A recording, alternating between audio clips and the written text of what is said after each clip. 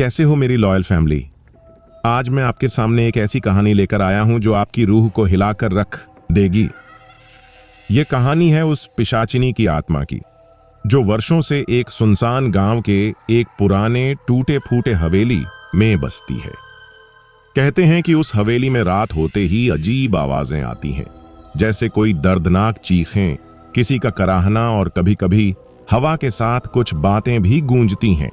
जो भी उस हवेली के करीब जाता है उसकी हिम्मत जवाब देने लगती है। लेकिन जो सबसे खौफनाक है वो है उस पिशाचिनी की आत्मा का आतंक, जो अपनी मौत का बदला लेने के लिए वापस आई है। वह आत्मा सिर्फ बदला नहीं लेती, वह अपने शिकार की रूह को अपने कब्जे में ले लेती है, उसे ऐसे जकड़ती है कि वह खुद को भी भूल जाता है। उस आत्मा की नजरें इतनी डरावनी होती हैं कि जैसे आपकी आत्मा को निगल जाए। और जो सबसे हैरतंगेज बात है वह यह कि वह पिशाचिनी तब तक चैन से नहीं बैठती जब तक वह अपने शिकार को पूरी तरह तबाह न कर दे। यह कहानी एक युवा परिवार की है जो उस गांव में नए नए आया था और जिसने कभी सोचा भी नहीं था कि उनके घर की दीवारों के अंदर छुपा है इतना भयानक रहस्य। रात को जब सब सोते थे तो अचानक दरवाजे की चरम चरम आवाजें सुनाई देती। किसी ने छुपकर किसी को चुपचाप बुलाया और अचानक घर में ठंडी हवा का झोंका हर किसी की रूह को हिला देता। परिवार के सबसे छोटे बच्चे की नींद हराम हो गई क्योंकि उसने उस पिशाचिनी की आत्मा को पहली बार देखा था, जिसकी हंसी इतनी कर्कश और डरावनी थी कि सुनते ही दिल में सिहरन दौड़ जाती। धीरे धीरे उस आत्मा ने पूरे परिवार को अपना शिकार बना लिया और जो भी उनके सामने आया वह या तो पागल हो गया या फिर रहस्यमयी तरीके से गायब। अब यह परिवार क्या करेगा? क्या वह इस पिशाचिनी की आत्मा के आतंक से बच पाएगा या फिर यह कहानी बन जाएगी उनकी मौत की दास्तान? अभी तो बस शुरुआत है और सच्चा आतंक अभी बाकी है। आप कैसे हैं मेरे वफादार परिवार? आज मैं आपके लिए एक ऐसी कहानी लेकर आया हूं जो इतनी भयावह और इतनी डरावनी है कि यह आपकी रूह को हिलाकर रख देगी। यह एक पिशाचिनी की आत्मा की कहानी है। एक महिला राक्षस जिसकी बेचैन आत्मा एक दूर दराज के गांव में एक पुरानी परित्यक्त हवेली में भटकती है। दशकों से गांव के लोग उस हवेली के बारे में फुसफुसाते हुए बात करते रहे हैं, जहां सूर्यास्त के बाद कोई भी रहने की हिम्मत नहीं करता।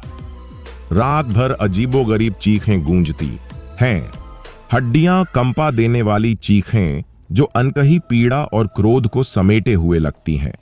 लोग कहते हैं कि हवा खुद आवाजें, फुसफुसाहटें लेकर आती है जो जिंदा लोगों को अंधेरे के करीब ले जाती हैं।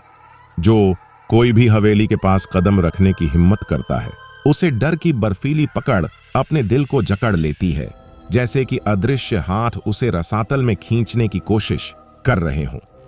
लेकिन असली खौफ, सबसे गहरा डर उस पिशाचिनी की आत्मा में निहित है। वह सिर्फ बदला लेने वाली आत्मा नहीं है, वह एक राक्षस है जो उन लोगों का सार खा जाती है जिन्हें वह छूती है। उसकी आंखें एक अप्राकृतिक आग से जलती हैं, वास्तविकता के पर्दे को भेदती हुई आपके गहरे डर को देखती हैं और उन्हें तब तक बाहर खींचती हैं जब तक कि आप टूटे हुए खोल के अलावा कुछ नहीं रह जाते। और जब तक वह अपने शिकार को पूरी तरह से नष्ट नहीं कर देती, वह आराम नहीं करेगी। यह एक युवा परिवार की कहानी की शुरुआत है जो उस गांव में आया था, अपने नए घर के भीतर छिपे अंधेरे से अनजान। वे कभी नहीं सोच सकते थे कि उन ढहती दीवारों के अंदर उनका इंतजार कर रहे दुस्वप्न की कल्पना भी नहीं कर सकते थे। परिवार एक बादल वाली शाम को पहुंचा। उनकी कार गांव की ओर जाने वाली संकरी धूल भरी सड़क पर घूम रही थी। हवा घनी और भारी थी और आसमान में अंधेरा और भयावहता थी, मानो उन्हें वापस लौटने की चेतावनी दे रही हो। लेकिन वे आशावान थे। शहर की अराजकता से दूर ग्रामीण इलाकों में एक नया जीवन शुरू करने के लिए उत्साहित थे। घर गली के अंत में खड़ा था एक भव्य हवेली जो अब क्षय में समा गई है। इसकी खिड़कियां खोखली आंखों की तरह शाम को खाली घूर रही थीं। बच्चे उत्साहित और उत्सुक यार्ड के चारों ओर दौड़ रहे थे। उनकी हंसी गूंज रही थी जो क्षण भर के लिए दमनकारी सन्नाटे को चीर रही थी। अंदर परिवार ने सामान खोला। उनकी आवाजें खाली कमरों में गर्मजोशी और जीवन भर रही थीं। लेकिन जैसे जैसे रात ढलती गई, घर पर एक अजीब सी शांति छा गई, मानो दीवारें खुद ही अपनी सांस रोक रही हों। पहली रात बेचैनी भरी रही। माता पिता ने घर की चरमराहट और अजीबोगरीब ड्राफ्ट को घर के स्थिर होने के रूप में खारिज कर दिया, जो एक पुरानी इमारत में स्वाभाविक घटनाएं थीं। लेकिन बच्चे इतनी आसानी से आश्वस्त नहीं हुए। सबसे छोटा बच्चा, आरव नाम का एक छोटा लड़का, सबसे पहले महसूस करता था कि कुछ बहुत गलत है। जब वह अपने बिस्तर पर लेटा हुआ था, पूरी तरह से जागा हुआ, उसने अपने कमरे के कोने में एक छाया टिमटिमाती हुई देखी। अंधेरा, आकारहीन, फिर भी जीवित। ठंडी उंगलियों से उसकी त्वचा को छूने पर उसकी सांस उसके गले में अटक गई। उसने चीखने की कोशिश की, लेकिन कोई आवाज नहीं निकली। छाया करीब आ गई। उसकी आंखें एक भयावह रोशनी से चमक रही थीं। शब्दों से परे भयभीत आरव ने अपनी आंखें बंद कर लीं, उसे गायब होने की इच्छा रखते हुए। जब सुबह हुई तो उसने अपने माता पिता को उस आकृति के बारे में बताया, लेकिन उन्होंने उसे केवल सांत्वना दी, इसे एक बुरे सपने का कारण बताया। दिन बीतते गए और परिवार की बेचैनी बढ़ती गई। अजीबोगरीब चीजें हुईं। दरवाजे अपने आप बंद हो गए। बिना किसी कारण के लाइटें टिमटिमाने लगीं और खाली गलियारों में दूर से फुसफुसाहटें गूंजने लगीं। गांव के लोग हवेली से दूर रहने लगे और परिवार को असहज नजरों और अतीत की अस्पष्ट कहानियों से आगाह करने लगे। कुछ लोगों ने एक महिला के बारे में बात की जिसके साथ अन्याय हुआ, उसे प्रताड़ित किया गया और अन्यायपूर्ण तरीके से मार दिया गया। एक पिशाचिनी जिसकी आत्मा कभी नहीं गई, क्रोध और दुख से भरी हुई। लेकिन परिवार अपनी नई शुरुआत के उत्साह में फंस गया। उसने चेतावनियों को नजरअंदाज करना चुना। एक रात घर के अंदर का माहौल काफी बदल गया। हवा ठंडी हो गई और दीवारों से एक दमनकारी अंधेरा रिसने लगा। आरव फिर से जागा, इस बार अकेला नहीं। उसने उसे देखा, पिशाचिनी। उसका चेहरा दर्द और गुस्से का एक भयानक मुखौटा था। आंखें घृणा से लाल हो रही थीं। उसके लंबे बाल उलझे हुए और छाया की तरह जंगली थे। उसने उसका नाम फुसफुसाया। उसकी आवाज में मिठास और जहर का मिश्रण था। डर से कांपते हुए आरव ने देखा कि वह कैसे आगे बढ़ी। उसकी उंगलियां पंजों की तरह थीं, लेकिन इससे पहले कि वह उसे छू पाती, कमरे में अचानक हवा का झोंका आया और वह गायब हो गई। आरव की चीखें सुनकर परिवार जाग गया, लेकिन जब वे उसके कमरे में पहुंचे तो उन्हें कुछ भी नहीं मिला। भूत का कोई निशान नहीं, कोई गड़बड़ी नहीं, केवल डरा हुआ लड़का अपने कंबल को पकड़े हुए था। उस रात से परिवार का दुःस्वप्न गहरा होता गया। पिशाचिनी ने उन्हें लगातार सताना शुरू कर दिया। वह उन्हें अलग करने के लिए रहस्य फुसफुसाती थी। वह वास्तविकता को विकृत करने के लिए छायाओं में हेर फेर करती थी। मां ने खुद को बेकाबू होकर रोते हुए पाया। अपने मृत पूर्वजों के दर्शन देखकर उसे भागने की चेतावनी दी। पिता दूर होते गए। उनकी नींद एक अंतहीन शून्य में गिरने के दुःस्वप्नों से ग्रस्त थी। बड़े भाई बहनों ने अंधेरे में हंसी सुनी। जब कोई भी पास नहीं था तो ठंडे हाथ उनके कंधों को पकड़ रहे थे। तनाव बढ़ गया। अविश्वास ने उनके दिलों में जहर घोल दिया। कोई भी खुलकर नहीं बोल रहा था कि वे क्या अनुभव कर रहे थे, लेकिन हर नजर डर से भरी हुई थी। एक शाम मां ने अटारी में खोजबीन करने का फैसला किया ताकि घर के इतिहास के बारे में उत्तर या सुराग मिल सके। जैसे ही वह चरमराती हुई सीढ़ियां चढ़ी, तापमान में तेजी से गिरावट आई। उसे एक पुरानी धूल से ढकी हुई संदूक मिली और उसके अंदर धुंधली तस्वीरें और पत्र थे जो एक दुखद अतीत को उजागर कर रहे थे। यह घर कभी कल्याणी नाम की एक महिला का था जिस पर जादू टोना करने का आरोप लगाया गया था और गांव वालों ने उसे बाहर निकाल दिया था। अपने प्रियजनों द्वारा धोखा दिए जाने के कारण वह अकेली मर गई थी। उसके अंतिम क्षण पीड़ा और प्रतिशोध के लिए वापस लौटने की कसम से भरे हुए थे। यह एहसास परिवार पर वज्रपात की तरह हुआ। पिशाचिनी कल्याणी की बेचैन आत्मा थी, जो दर्द और क्रोध से हवेली से बंधी हुई थी। हताशा ने परिवार को मदद मांगने के लिए मजबूर किया। वे गांव के पुजारी के पास गए, जो दयालु आंखों वाले एक बूढ़े व्यक्ति थे, लेकिन उनका दिल भारी था। उन्होंने उन्हें चेतावनी दी कि ऐसी आत्मा का सामना करना खतरनाक था, जिसकी कोशिश में कई लोगों ने अपनी जान गंवा दी थी। उन्होंने आत्मा को शांत करने के लिए अनुष्ठान करने की पेशकश की, लेकिन केवल तभी जब परिवार एकजुट और मजबूत हो। डर और उम्मीद एक साथ मिल गए, क्योंकि परिवार आगे की लड़ाई के लिए तैयार था। इस बात से अनजान कि पिशाचिनी पहले से ही देख रही थी, हमला करने के लिए सही पल का इंतजार कर रही थी। रात दर रात भूत प्रेत का आतंक बढ़ता गया। दरवाजे खुलते, हवा में चीखें गूंजती और दीवारों पर छायाएं नाचती, विचित्र आकृतियां बनाती। आरव अंधेरे में और भी ज्यादा खींचा जा रहा था। अक्सर खाली कोनों से बात करता हुआ पाया जाता। उसकी आंखें किसी ऐसी चीज से चमक रही थीं जो उसकी अपनी नहीं थी। परिवार ने अपनी समझदारी बनाए रखने के लिए संघर्ष किया। आतंक के बढ़ते तूफान में एक दूसरे से चिपके रहे। हर दिन अपनी मानवता को बनाए रखने की लड़ाई थी। हर रात दुःस्वप्न में डूबना। फिर वह रात आई जब पिशाचिनी ने अपनी असली शक्ति प्रकट की। वह उनके सामने पूरी तरह से प्रकट हुई। उसका रूप सुंदरता और भय के बीच बदलता रहा। उसकी आवाज एक भयानक धुन थी, जो मौत और निराशा का वादा करती थी। उसने पिता को निशाना बनाया, जिसने अपने परिवार की रक्षा करने की कोशिश की। उसे विफलता और नुकसान के दृश्यों के साथ हमला किया। मां ने अपने बच्चों को बचाने की कोशिश की, लेकिन ठंडी निराशा की लहरों से अभिभूत थी। बड़े भाई बहनों ने पूरी ताकत से लड़ाई लड़ी, लेकिन उन्हें एक ऐसी ताकत का सामना करना पड़ा जिसने उनकी इच्छा शक्ति को कुचल दिया। उस सबसे अंधेरे क्षण में परिवार को एहसास हुआ कि जब तक वे आत्मा का सामना नहीं करते, तब तक बचना असंभव है। पुजारी प्राचीन शास्त्रों और पवित्र अग्नि के साथ आए, मंत्रों का जाप करते हुए, जो कमरे को टिमटिमाती पवित्र रोशनी से भर देते हैं। पिशाचिनी के चिल्लाने से घर कांप उठा। उसका क्रोध रात को चीरने वाले तूफान की तरह था। लड़ाई क्रूर थी, जीवित और मृत के बीच, आशा और निराशा के बीच संघर्ष। परिवार की एकता उनकी ढाल बन गई। उनका प्यार वह हथियार बन गया जिसने अंधेरे को पीछे धकेल दिया। जैसे ही भोर हुई, आत्मा कमजोर हो गई।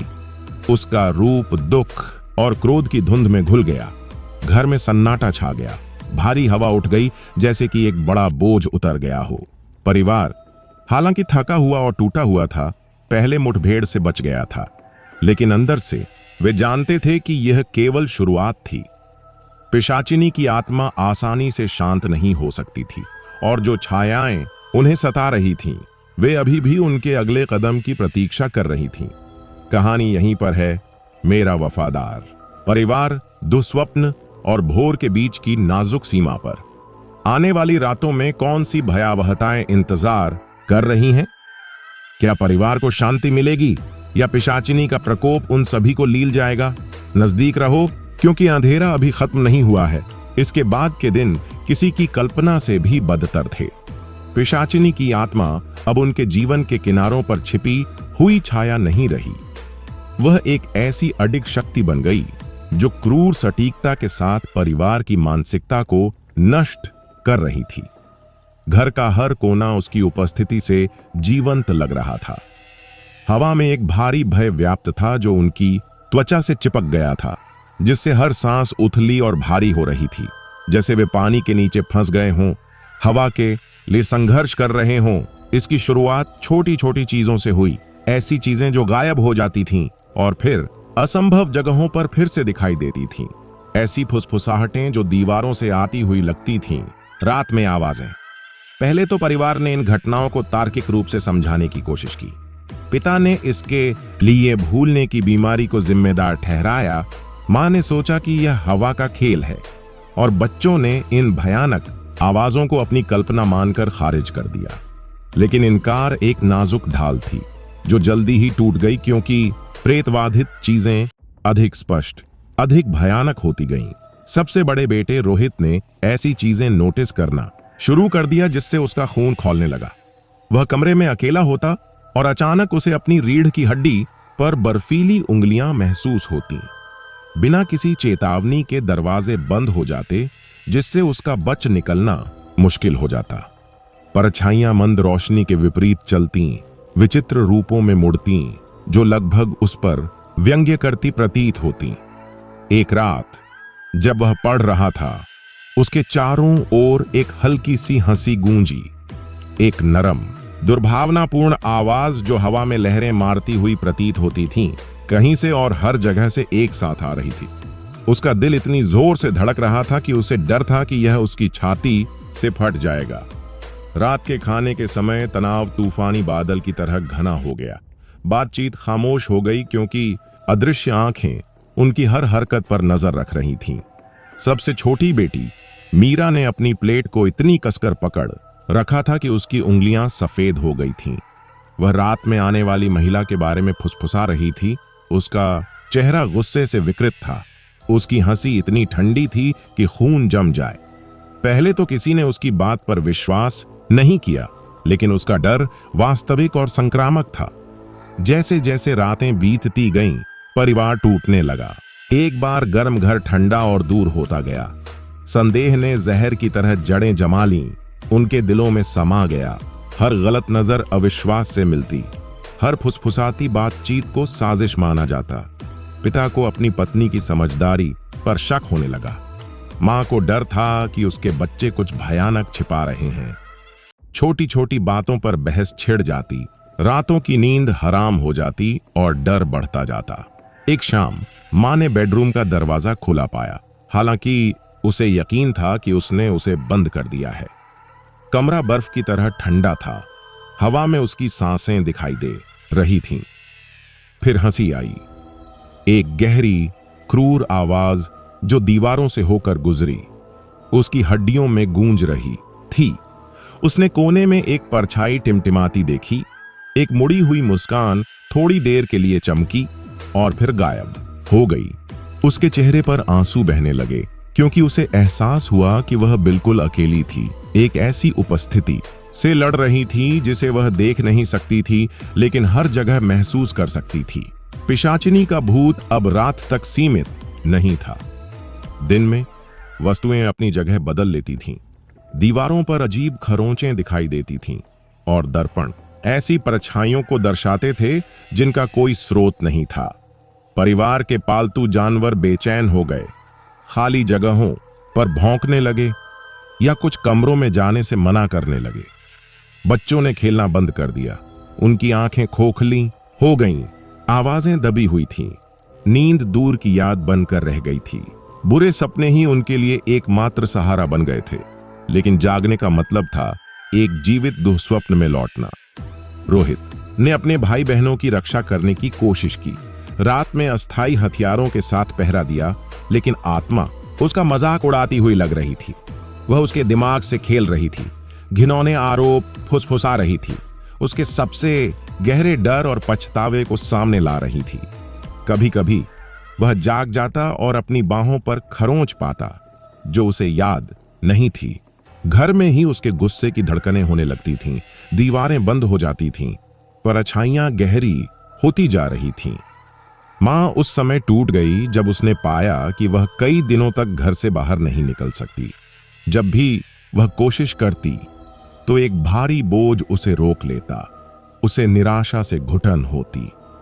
वह पिशाचिनी को न केवल एक भूत के रूप में बल्कि एक जीवित दुःस्वप्न के रूप में देखने लगी जो विनाश पर आमादा थी। उसका स्वास्थ्य तेजी से गिरने लगा, उसका वजन कम हो गया, उसकी आंखें काली पड़ गईं और उसके चेहरे पर एक भयावह भाव छा गया।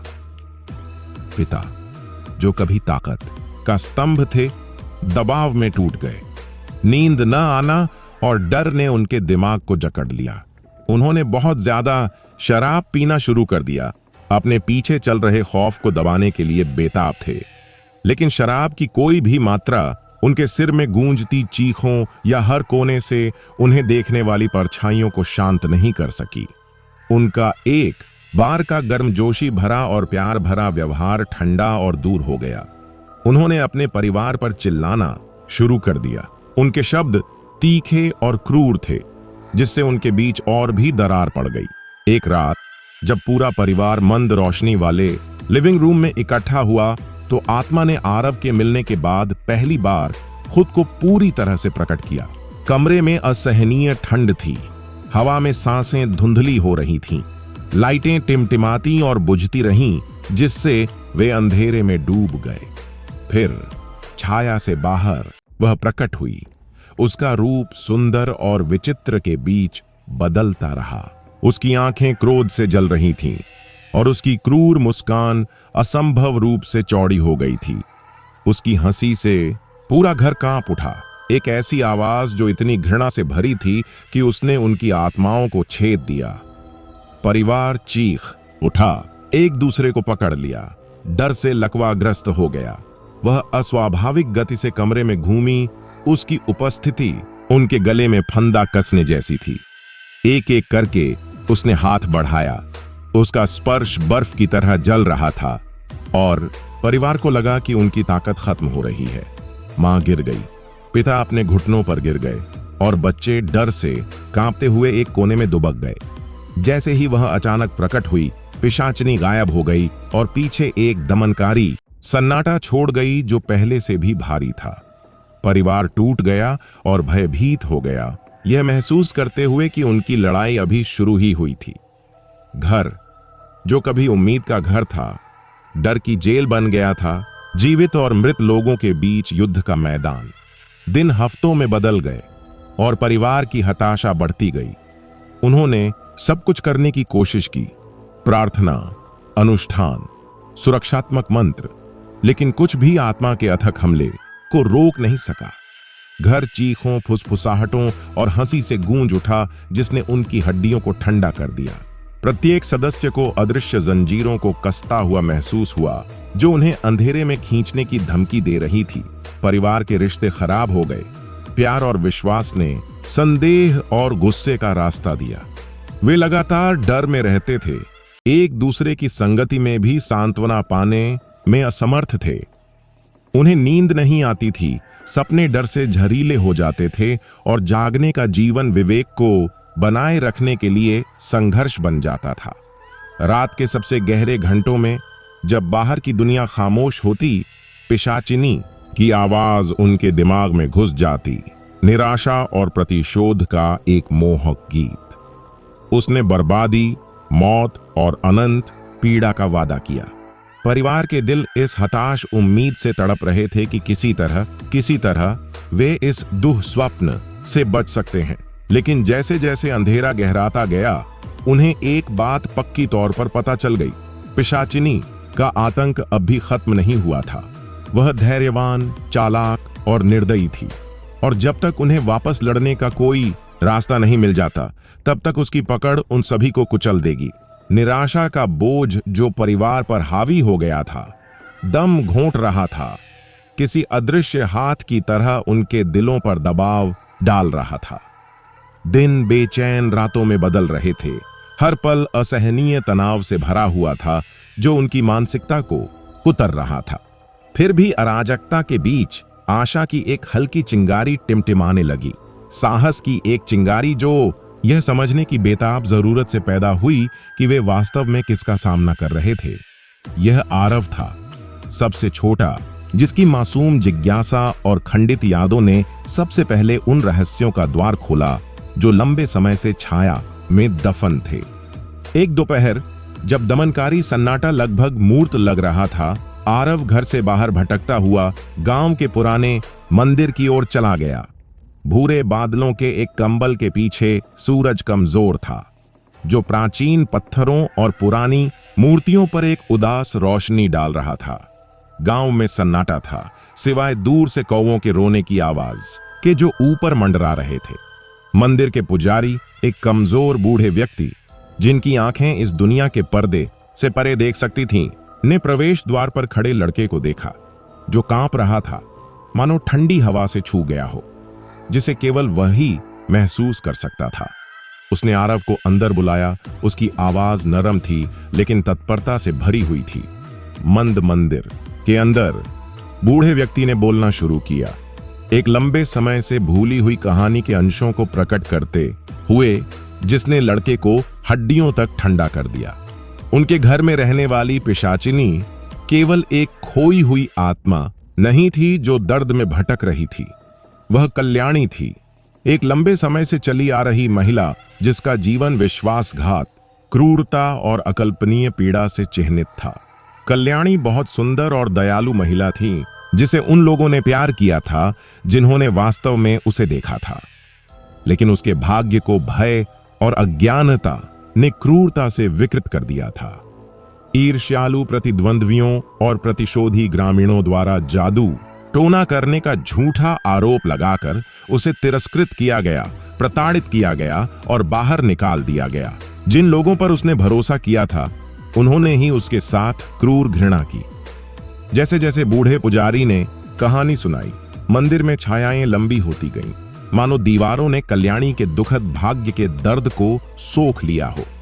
वे बताते थे कि कैसे उसे जंगल में मरने के लिए छोड़ दिया गया था, परित्यक्त और अकेला। उसके अंतिम क्षण दुख और क्रोध से भरे हुए थे। अपनी मृत्यु से पहले ऐसा कहा जाता था कि उसने गांव को श्राप दिया था, यह प्रतिज्ञा करते हुए कि उसकी आत्मा उन लोगों से बदला लेने के लिए वापस आएगी जिन्होंने उसके साथ गलत किया था, और जो कोई भी उसके घर में शरण लेने की हिम्मत करेगा। श्राप केवल मृत्यु का नहीं था, बल्कि अनंत पीड़ा का था। क्रोध में बंधी एक आत्मा जो जीवित लोगों के भय और निराशा पर पल रही थी। परिवार ने सुना, उन पर भय और मोह का मिश्रण छा गया, जिसे उन्होंने महज भूत की कहानियां समझकर खारिज कर दिया था। वह अब एक भयावह वास्तविकता थी। पिशाचिनी एक प्रेतवाधित से कहीं अधिक थी। वह सदियों के दर्द से प्रेरित एक शक्ति थी, एक अशांत आत्मा जो कड़वे प्रतिशोध से भरी हुई थी। यह एहसास कुचलने वाला था। वे एक ऐसे दुख के केंद्र में रह रहे थे जो पीढ़ियों से घाव की तरह सड़ रहा था। बूढ़े पुजारी के शब्द चेतावनी से भरे हुए थे। उन्होंने समझाया कि ऐसी आत्माओं को केवल शुद्धिकरण के अनुष्ठानों, प्राचीन अनुष्ठानों से ही शांत किया जा सकता है, जिसके लिए विश्वास, शक्ति और एकता की आवश्यकता होती है। परिवार को एक धार्मिक गुरु की मदद की जरूरत थी, एक जादूगर या भूत भगाने वाला, कोई ऐसा व्यक्ति जो पवित्र कलाओं में पारंगत हो, जो दुष्ट आत्मा का सामना कर सके और उसे शांति की ओर ले जा सके। लेकिन रास्ता खतरनाक था। आत्मा प्रतिरोध करेगी, हर चाल, हर डर और अपनी शक्ति का हर अंश इस्तेमाल करके परिवार को तोड़ने से पहले उसे मुक्त कर देगी। इस भयावह सच्चाई का सामना करते हुए परिवार का डर उनकी घटती हुई आशा से जूझ रहा था। लेकिन उनके भीतर कुछ हलचल हुई। प्यार से पैदा हुआ एक दृढ़ संकल्प और जीवित रहने की बेताब इच्छा। वे गुरु की मदद लेने के लिए सहमत हो गए, यह जानते हुए कि यह उनकी आत्माओं से चिपके हुए साए से अपने जीवन को पुनः प्राप्त करने का उनका एकमात्र मौका था। अगले दिन तैयारियों का दौर था। परिवार आसपास के शहरों में गया, ऐसे किसी व्यक्ति की तलाश में जिसके पास ऐसी अंधेरी शक्ति का सामना करने के लिए ज्ञान और साहस हो। उनके कॉल और मुलाकातों का जवाब झिझक, डर और कभी-कभी सीधे इनकार के साथ मिलता था। पिशाचिनी की कहानियां फैल चुकी थीं और कई लोगों ने उसके क्रोध को देखा था या हवेली से निकलती चीखें सुनी थीं। फिर भी आखिरकार यह बात एक सम्मानित गुरु तक पहुंची जो अपने अटूट विश्वास और गुप्त विद्या के गहन ज्ञान के लिए जाने जाते थे। शाम ढलते ही गुरु का आगमन हुआ। उनकी उपस्थिति ने गांव में शांति ला दी। वे एक प्रभावशाली व्यक्ति थे, सादे भगवा वस्त्र पहने हुए उनकी आंखें शांत शक्ति से चमक रही थीं। उन्होंने तुरंत घर को घेरने वाले घने अंधेरे को महसूस किया और परिवार को चेतावनी दी कि वे जो सामना कर रहे हैं वह सामान्य प्रेत बाधा से परे है। यह आत्माओं और इच्छाओं की लड़ाई थी।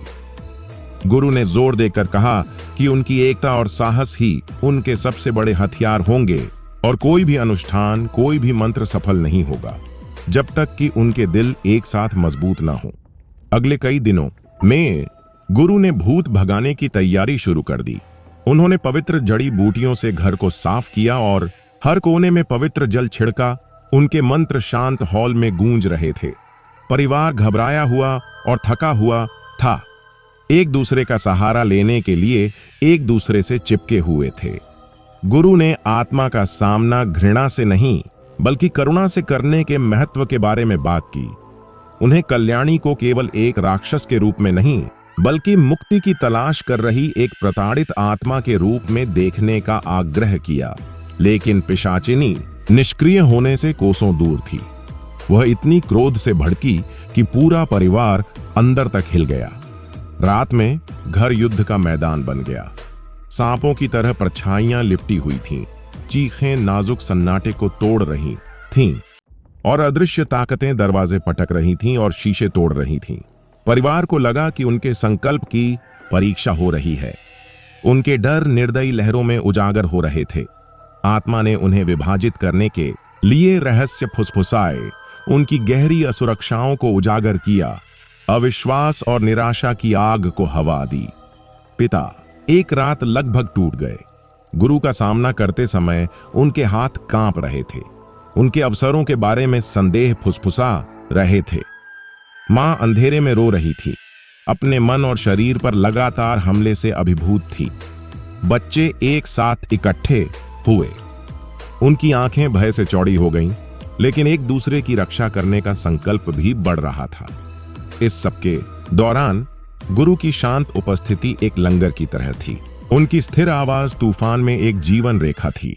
गुरु द्वारा अंतिम अनुष्ठान की घोषणा के साथ ही चरमोत्कर्ष निकट आ गया। एक पवित्र टकराव जिसमें आत्मा को बुलाया जाएगा और उसे अपना दर्द बयां करने, अपने अतीत का सामना करने और यदि वह चाहे तो अपनी पीड़ा से मुक्त होने का मौका दिया जाएगा। परिवार ने खुद को संभाला।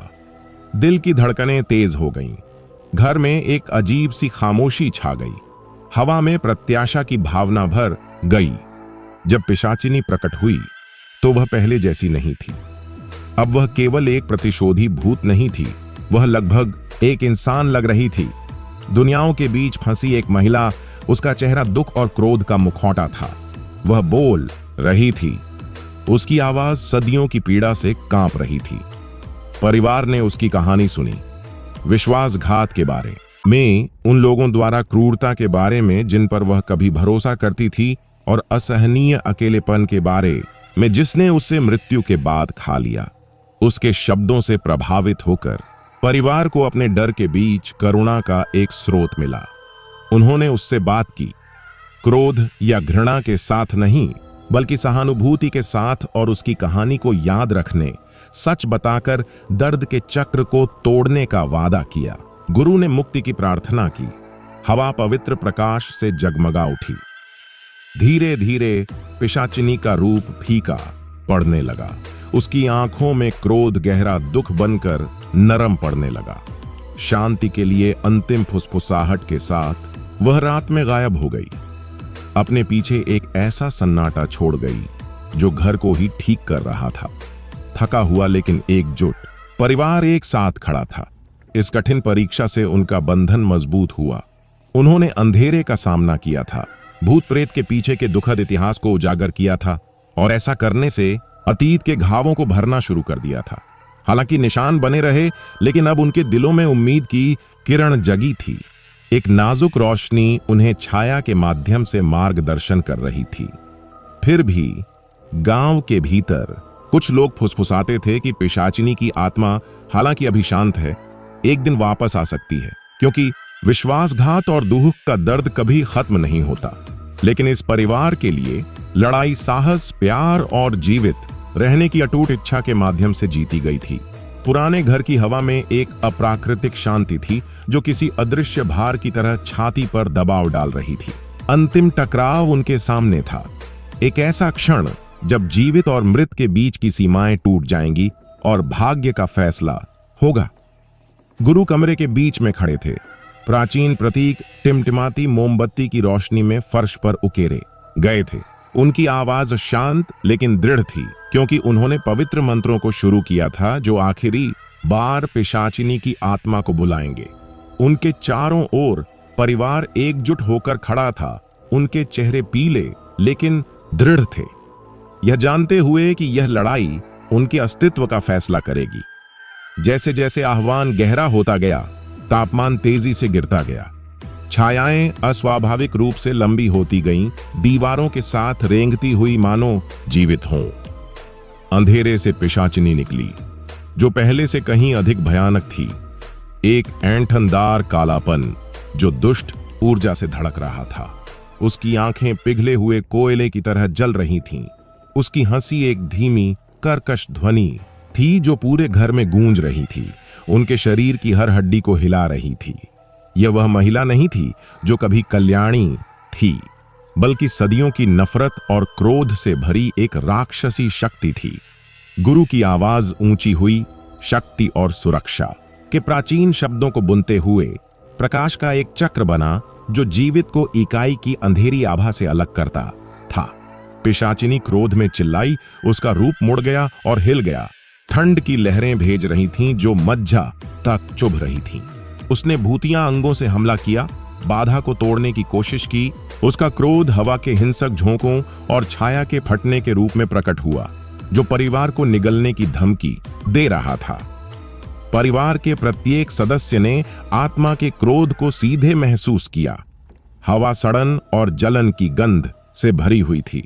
पिता ने अपने दांत पीस लिए, गुरु द्वारा दिए गए पवित्र ताबीज को पकड़ लिया, अपने दिल की धड़कन महसूस की, क्योंकि आत्मा उसके दिमाग पर आक्रमण करने की कोशिश कर रही थी। अपने भीतर गहरे डर और पछतावे को फुसफुसाते हुए मां, हालांकि कांप रही थी, अपनी आंखें गुरु पर टिकाए रखीं।